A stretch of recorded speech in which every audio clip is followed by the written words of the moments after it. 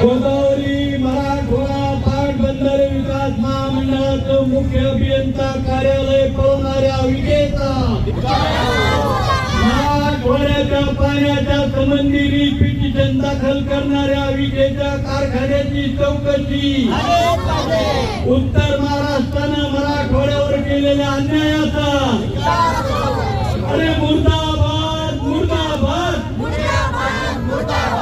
मुर्दाबाद मुर्दाबाद मराठवाड्याच्या हक्काचं पाणी, मराठवाड्याच्या शेतकऱ्याच्या आत्महत्येला जबाबदार असणाऱ्या विखे पाटलाचा, हजारो शेतकऱ्याच्या तोंडाचा घास पळवणाऱ्या विखे पाटलाचा, मराठवाड्यात गरिबी आणणाऱ्या विखे पाटलाचा, मराठवाड्यामध्ये बेरोजगारी आणणाऱ्या विखे पाटलाचा, मराठवाड्याच्या हक्काचं पाणी, छत्रपती शिवाजी महाराज की, छत्रपती शिवाजी महाराज की, डॉक्टर बाबासाहेब आंबेडकरांचं, डॉक्टर बाबासाहेब आंबेडकरांचं, अरे पाणी आमच्या हक्काचं, अरे पाणी आमच्या हक्काचं, अरे जलसंपदा आमच्या हक्काचं, अरे ओ दादा ओ दादा ओ दादा जलसंपदा आमच्या हक्काचं, डॉक्टर बाबासाहेब आंबेडकरांचं, डॉक्टर बाबासाहेब आंबेडकरांचं, अरे आमच्या हक्काचं, पाणी आमच्या हक्काचं, विखे पाटलाचं करायचं काय, विखे पाटलाचं करायचं, पालकमंत्री काय करताय जवाब दो, आमचं कार्यालय पळवलं का, पालकमंत्री काय करताय जवाब दो, अतुल सावे जवाब दो, संजय शिरसाट जवाब दो, अतुल सावे जवाब दो, जवाब तुमको देना। मुख्य अभियंता कार्यालय हे मंत्री विखे राधाकृष्ण विखे पाटील यांनी नांदेडला स्थलांतर करण्याचा जो निर्णय घेतलेला आहे तो निर्णय अत्यंत बेकायदेशीर आहे। त्याला नियामक मंडळाची मान्यता नाही। जलनियामक मंडळाची मान्यता नसताना फक्त आदेशावरून मान्य कार्यकारी संचालकांनी हा निर्णय घेतलेला आहे आणि म्हणून आमची मागणी आहे की पहिल्यांदा हा निर्णय रद्द करावा।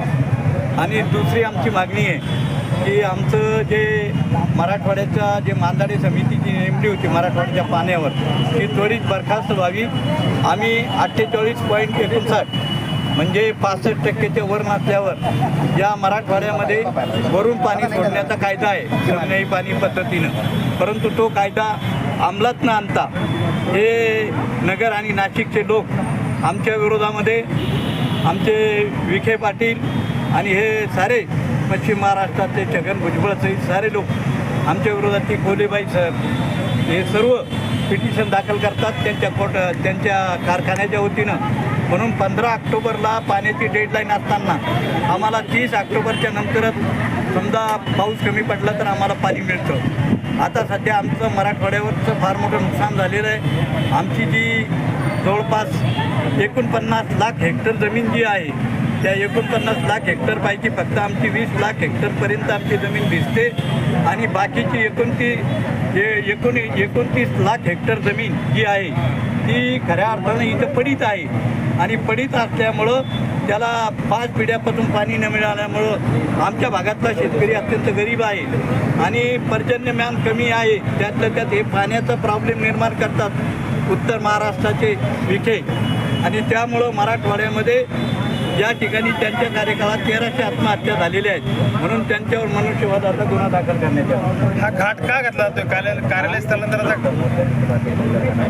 काय करताय? हा घाट का घातलाय? कार्यालय स्थलांतर करण्याचा घाट का घातला होता? मला असं वाटतं विखे पाटील अत्यंत व्यावहारिक माणूस आहे.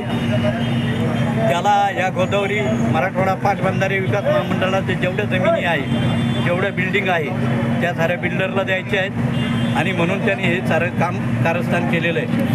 आणि आमच्या भागामध्ये खऱ्या अर्थानं विखे पाटलाला माननीय मुख्यमंत्र्याला आमची विनंती आहे, फडणवीस साहेबाला, की याला पहिल्यांदा त्या आमच्या गोदावरी खोरेचा जो चार्ज आहे त्यांच्याकडं, तो चार्ज काढून घ्या, नसता त्याला मंत्रिमंडळात मागणी.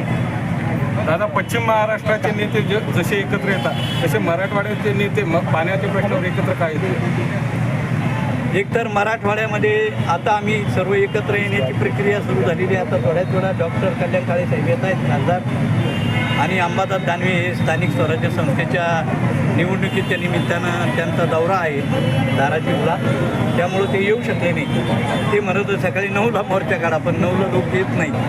आणि म्हणून आमचं जे आहे ते आम्ही साऱ्या मराठवाड्यातल्या लोकांना एकत्रित करणार आहोत. आमच्या इकडचे जे आमदार आहेत शिवसेना भारतीय जनता पार्टीचे, म्हणजे शिंदे गटाचे, त्या आमदारापैकी आपला मंत्री आमचा संजय शिरसाट आहे, पण त्याला पाण्याचं काहीच कळत नाही.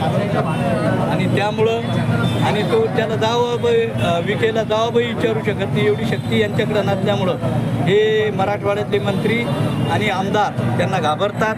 प्रत्येकाला काहीतरी आपलं स्वतःचं काम करून घ्यायचं आहे, म्हणून मराठवाड्यातल्या शेतकऱ्याच्या आत्महत्या वाढतात, बेरोजगारी वाढते.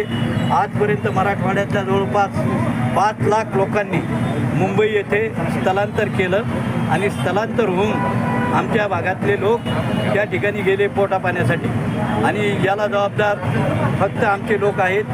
नेते मंडळींनी या मोर्चाच्या अनुषंगाने सहभाग नोंदवला. प्रामुख्याने आमची मागणी होती की दिवसेंदिवस ज्या संभाजीनगरवर विशेषतः या नेते मंडळीची वक्रदृष्टी आहे, विशेषतः पश्चिम महाराष्ट्रातल्या नेत्यांची, मग ते समन्यायी पाणी वाटपाचा प्रश्न असू दे, किंबहुना आमच्या कार्यालयाला इथून पळून नेण्याचं नाशिकला, नगरला किंवा नांदेडला काम असू दे, या सगळ्या संदर्भात हे लोक कायमस्वरूपी या आपल्या संभाजीनगर जिल्ह्याला कसं टाळता येईल या पद्धतीची भूमिका घेत असतात. आम्ही सर्वांनी मिळून हा निर्णय केला की आपण ईडीच्या कार्यालयावर एक मोर्चा काढला पाहिजे आणि आपलं निवेदन दिलं पाहिजे. सनदशीर मार्गाने आज आम्ही ते निवेदन दिलं आहे. त्यांना विनंती केली की ते कार्यालयाचे निर्णय रद्द करा आणि ते कार्यालय पुन्हा संभाजीनगरला घेऊन या, अशा पद्धतीची भूमिका आम्ही घेतली. इथं जर त्यांनी न्याय दिला नाही तर निश्चितच आम्ही मंत्रालयावर सुद्धा या संदर्भातली भूमिका घेऊन मोर्चा. भूमिकेला उशीर झाला असं वाटत नाही? नाही. याच्यापूर्वी आम्ही प्रत्येक वेळेला प्रत्येक पक्षाने आपापल्या परीने कलेक्टरला, संबंधित पालकमंत्र्याला, संबंधित मंत्र्याला आणि माननीय मुख्यमंत्र्याला सगळ्यांनी पत्र दिले आणि आपापले निवेदन दिले. सामूहिकरित्या एक आंदोलन व्हावं आणि ईडीला ते निवेदन द्यावं, या भूमिकेतून आम्ही सगळेजण एकत्र आलो. उशीर वगैरे नाही, द्यायचं असेल सरकारला तर उद्या देतील निर्णय करून, पण द्यायचं का नाही द्यायचं याची भूमिका आम्ही आता सध्या संजय शिरसाट साहेब आणि अतुल सावे साहेब हे दोन्ही मंत्री आपल्या जिल्ह्यातले, आमची अपेक्षा आहे त्यांनी या पद्धतीच्या आपल्यावर होणाऱ्या अन्यायाला वाचा फोडावी मंत्रिमंडळाच्या कॅबिनेट बैठकीमध्ये आणि हे निर्णय रद्द करून आणा. नगर नाशिकने पाणी वाटपाच्या बाबतीत मराठवाड्यावर प्रत्येक वेळेस अन्यायच केला. तुम्ही जर सोडला तर बाकी याबाबत कोणताच राजकीय पुढारी आवाज उठवताना दिसत नाही. निश्चितच यापूर्वी सुद्धा आपल्या समन्यायी पाणी वाटपाच्या संदर्भात आम्ही वेगवेगळी आंदोलनं केली, त्यामध्ये आम्ही सगळेजण त्यावेळेला सुद्धा सोबत होतो.